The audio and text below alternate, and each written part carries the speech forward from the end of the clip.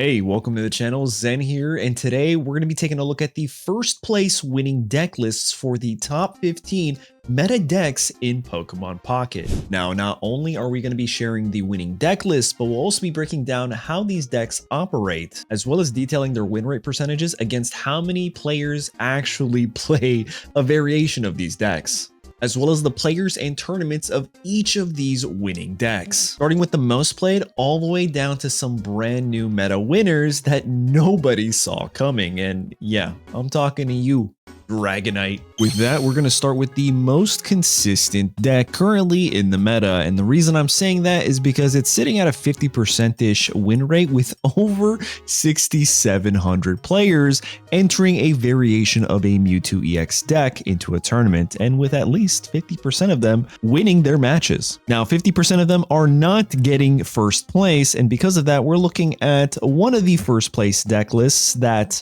honestly stood out to me. And the reason is for Jinx. And I think Jinx's stocks in this current meta went up tremendously with things like Celebi and very high energy demanding Pokemon. And with that, overnight, Jinx became a staple in these deck lists. We have our two Mewtwo EXs, two Gardevoir lines, because once you get those online, your Mewtwo EX pretty much shreds at 150. The Jinx is there for those counters into Celebi and very high energy demanding Pokemon. There is a single Giovanni here. Typically, I see some deck list variations run maybe two. There's a Leaf, the new Mythical Island supporter card that helps you pull back that Mewtwo for free. But the other brand new card here that does wonders for this deck is Mythical Slab, helping you find your Gardevoir line that much sooner. And honestly, by turn 3, being able to get your ramp option online to just start destroying with Mewtwo EX. It's honestly no surprise that this deck is still doing tremendously well. Next up, let's look at the most surprising and brand new deck list to come to second place, I guess you can say. I mean, again, with these places, I'm not saying like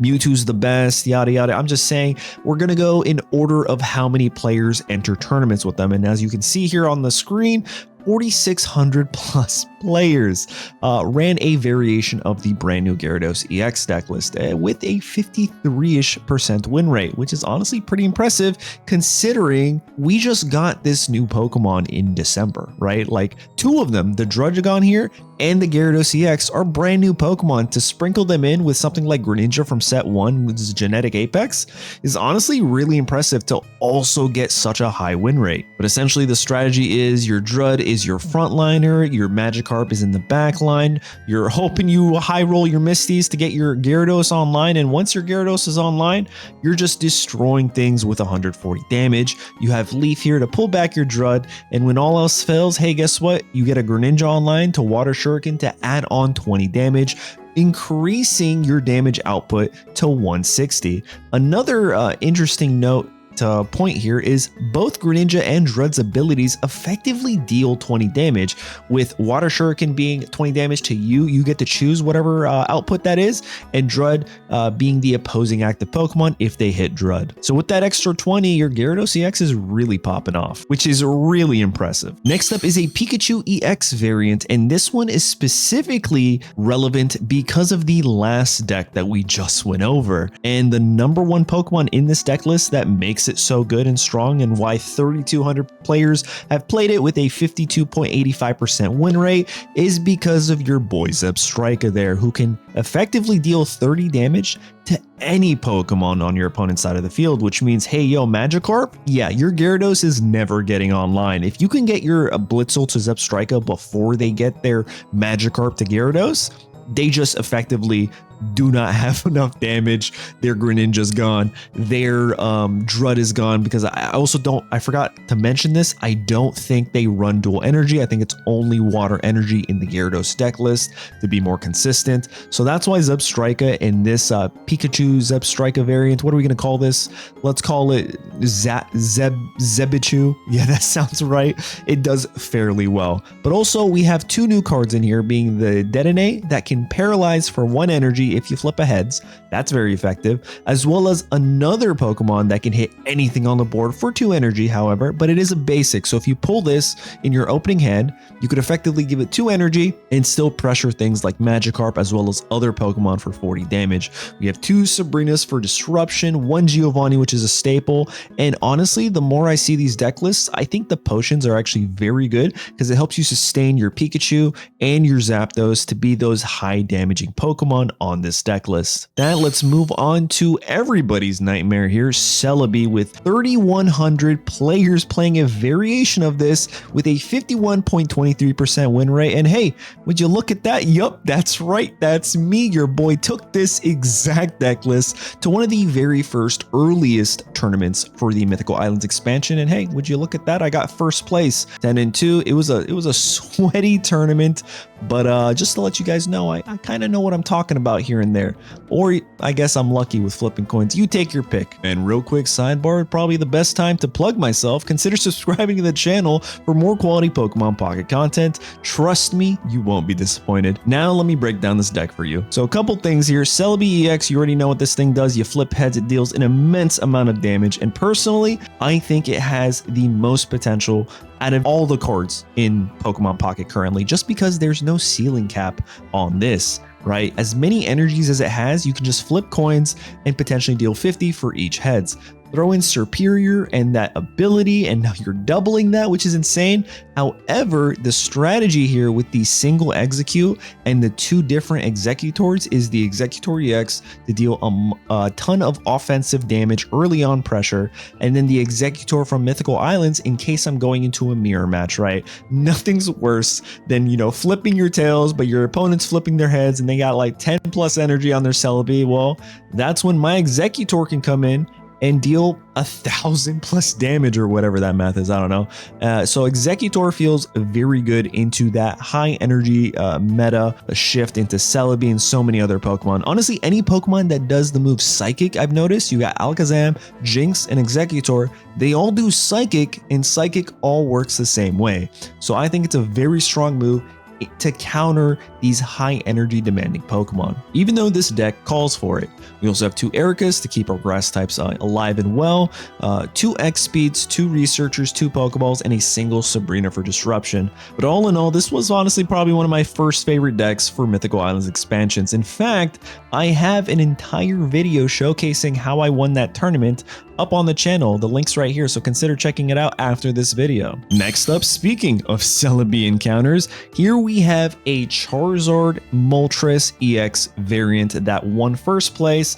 This type of deck list running the Moltres and Charizard EX, you get around 1,200 players with a 49.37% win rate. However, this deck list got first place, and it's something I've been saying since I saw Chatot, and I feel like this is such a strong card in the Charizard meta and archetype, because one of the biggest issues is not finding your middle stage Charmeleon. How many times have you played a Charizard EX or even any stage 2 Pokemon and you just struggle to find your evolutions when you need them? Well, Chatot here with the move Mimic helps you tremendously, being able to shuffle your entire hand and draw from your deck to get the exact cards that your opponent has in their hand. So if they have 5 cards, you're drawing 5 cards, getting you that much closer to your evolutionary line. Yes, this is at the cost of ramping with Moltres. However, in my eyes, I think finding your cards when you need them is very important. And plus, you could always like retreat after you ramped your Charmander or even Charmeleon with Leaf, bring in the Chatot to then use Mimic and recycle your hand into your deck and draw to get that Charizard out.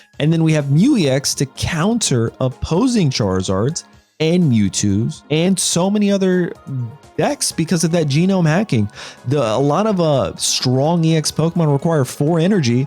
However, genome hacking, you just give it 3 and it can do the same move. This thing could hit a Charizard EX with their Crimson Storm right back at them. However, in this deck, if you are going into a mirror match, you are losing those 2 fire type energies. So that's something to consider. All right, next up is the Lieutenant Surge variant for Pikachu EX, and this one's really spicy. I like it. In fact, some would argue that this is the better electric or lightning type, if you will, deck list in Pokemon Pocket, with the 52.44% win rate and 1,100 players playing a variation of this deck list. This is running the Mythical Islands Pikachu, however, the genetic Apex Raichu, because to be honest, with Lieutenant Surge, this thing shreds, what, 50% of all EX Pokemon?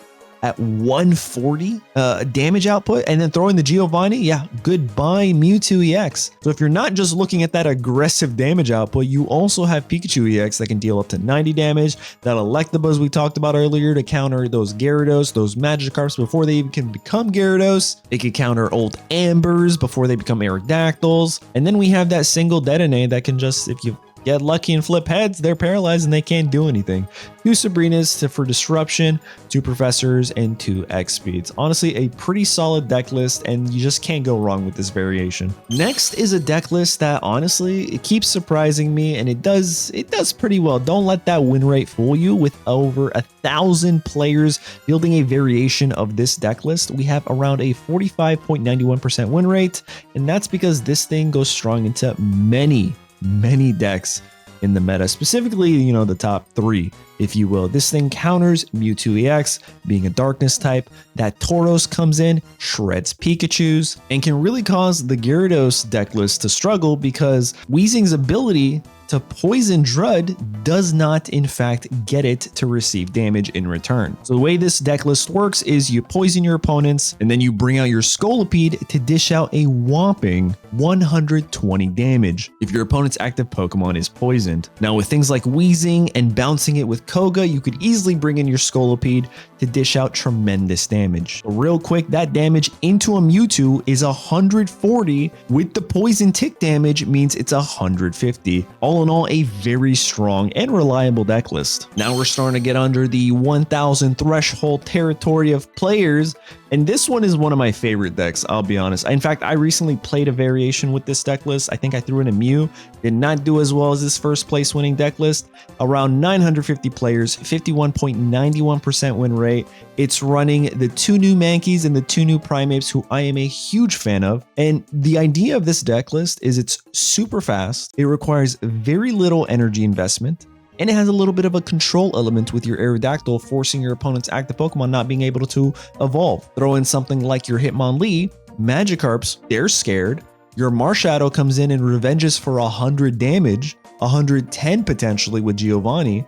This deck overall does really well if you can pivot accordingly and kind of play like chess with your opponents and force them to do certain things, so that way you can get the most advantage out of your Pokemon like Marshadow, Primeape, or even Aerodactyl. Again, there's 2 Giovannis and 2 Sabrinas for disruption, as well as 2 X speeds to pivot out all of these single cost retreat Pokemon. Next up, let's look at another Pokemon deck list. This one was the first non-EX deck list that won a tournament for Mythical Islands expansion during the release of that, and while all these tournaments were taking place in the month of December. I remember this because boy, were people losing it. They were like, yo, Golem broke the meta.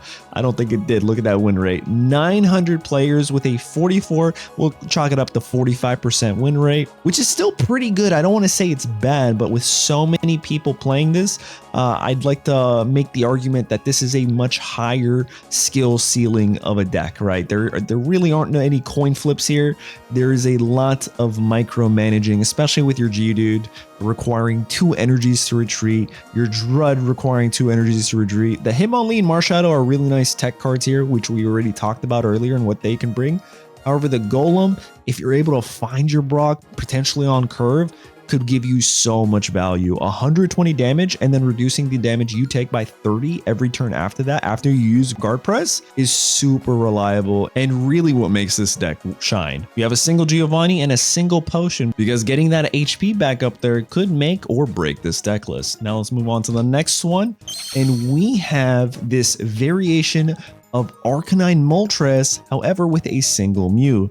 And let me tell you, I went face to face with this, and it is the truth, especially if it gets its coin flips from Moltres, but also having that option for Mew is so strong, you guys. You don't understand. So the idea behind this is your Moltres EX is ramping your Arcanine. Makes sense? Which means all the fire type energy in your energy zone, well, that can go on to something else. Yup, that's your Mew EX, effectively allowing you to ramp two separate Pokemon, potentially even three if you have two Growlithe on the bench, right? Or another Moltres, every single turn with your active Moltres EX in the active spot. We also have a single leaf to help you pull back that Moltres, a budding to bounce your Mew if you need a reset, because again, this deck list doesn't have too many basic Pokemon options. You have your two Moltres, your two Growlithe, and your single Mew X. So if your Mew takes damage, you might want to bounce it back. There's a Giovanni here and a Sabrina, really good additions, two potions, and a red card, which is really good at disrupting your opponents. Now, I've talked about this countless times. A lot of people are like, red card is bad. It's bad. Listen, there's no other way to say this when you play red card. There is an effective way to play red card where it literally feels like a 50-50 coin flip that could potentially help you. You know what? I'll let you guys know. I talk about this in my live streams all the time. If you're a subscriber, then you probably already heard this. If you're not a subscriber yet, consider subscribing, you guys. But essentially, you only ever win a red card if, in fact, your opponent would win the following turn if they had a card in their hand. Like if they have a single card in their hand that wins them the game, example, like they have 4 or 5 energy on their Charmeleon, and if they have a Charizard in their hand, they can just play this, retreat, and knock you out, win the game. That is the time you play red card. You don't play it turn 1. You don't play it after they use research. You play it when you need a 50-50 coin flip to say, hey, I'm going to recycle their hand back into their deck, and they may or may not pull that single card that can win them the entire game. Or you just don't play it. However, in an open deck list format like these tournaments, it is a whole lot of mind games, I'll be honest. I run red card in these tournaments. It forces your opponent to fill up their bench because they're afraid, oh no, they're just going to red card me and I'm going to lose my hand and I'm going to so there's a lot of mind games into this. So in tournaments especially, I think red card is really strong in terms of mind games. I don't think it's strong in the casual ladders. Don't play red card there. Moving on to a deck list that I honestly thought I'd never see because it's Misty. This is literally all coin flips, but it's pretty impressive nonetheless. 2 Starmies, 2 Articunos. You could argue that this is a solo Articuno deck list. However, it's running the Starmies, which is pretty strong as well. I'd imagine the only strong counter into this deck list is a Pikachu matchup. So if you're missing those matchups or you're outperforming those matchups, then this deck list can definitely shine. With around 350 players playing a variation of this deck list and a 51.02% win rate, Articuno and Starmie are sitting in a very comfortable place. Now let's move into some of the deck lists that honestly surprised me, are really impressive. Do not let the win rate percentage fool you. The win rate percentages here are based off of how many players are playing this and then how many of them are actually winning. So the deck list I'm showing you got first place in the Pocket Pandemonium number 6 tournament against other EX deck lists. Yeah, I'm talking Gyarados, Mewtwo's. So with that being said, this is really impressive. This is running 1 copy of the Genetic Apex Rapidash, as well as 1 copy of the Mythical Islands Rapidash, 2 Blaines, 2 Ninetales, 2 Vulpix, and 2 of the Mythical Islands Ponyta, 2 Potions, 2 X Speeds, and just a whole lot of damage. Speaking of which, with the new consecutive 5 win streak PvP event around the corner, I'd say this is probably a really good deck to use. Speaking of which, we have another deck list today that I think is going to be really good. But first, let's check out this deck list that I recently published a video on the channel trying to pilot this. Now, real quick, I'll tell you guys, I ran a dual energy setup, but it's not consistent. So I cannot, in good conscience, tell you what energies to run here. I don't know if this player got first place. In fact, 2 players operating a very similar deck list recently got first place with this deck list. It's actually kind of nuts. I don't know if they're running purely water or if it's water fire, so take everything with a grain of salt. I ran it with fire and water and it did not feel as consistent. So I don't know what you need to run in order to, get first place with this deck list, but it runs the same strategy as Gyarados. You have your Drud, your Greninja. However, your Tauros is here to pretty much one-shot and destroy EX Pokemon, because again, what were we talking about? A lot of EX Pokemons, around 50% of them have an HP total of 140 or less. Well, Tauros here deals 120 and Greninja also deals an extra 20. And your Drud also deals the 20 passively if they attack it. So that's where you get that extra damage. We also have 2 Leafs, 2 Sabrinas, and 2 Giovannis. Very strong deck. I think the other variant of this deck only had 1 Giovanni and a blue. Now let's move on to the next deck list, and this one has around 100 players with a 48.50% win rate. And I'm gonna be honest with you guys, I think this is the deck list that I'm gonna try out, that I think is going to be very strong and very fast. This is a very aggro, offensive deck list, and this won in a tournament with just other EX Pokemon. So it's not like it's a no EX Pokemon deck list. This thing is doing really well. You have 2 Farfetched, 2 Marshadows, 2 Hitmonleads. It's all about pivoting, using your Pokemon accordingly, so that way you can deal the most amount of damage.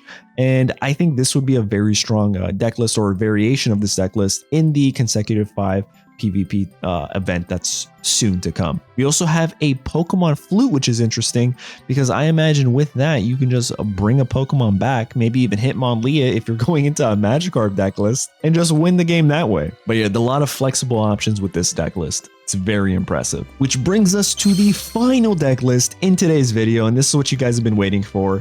A first place winning Dragonite deck list with around 90 players bringing some sort of Dragonite type deck list, only 39.23% winning. Now that's not to say Dragonite's not good, it's just running 2 energy decks currently in this game at the, life of this game, it just does not feel great. However, what this player did is they threw in a Chatot, which again, if you remember, I said stage 2 Pokemon, this thing works wonders, probably helps tremendously for you to find your Pokemon. And as long as you're not getting bricked in your energy zone, you're gonna pop off 2 turns of Draco Meteor and you just win games. There's no shot that you lose, right? The only way you lose is if 1, you don't find your evolutionary lines, and 2, you're just getting nothing but water energy, or you're getting nothing but electric energy. But yeah, it's really impressive nonetheless that this Dragonite deck list took first place 9-1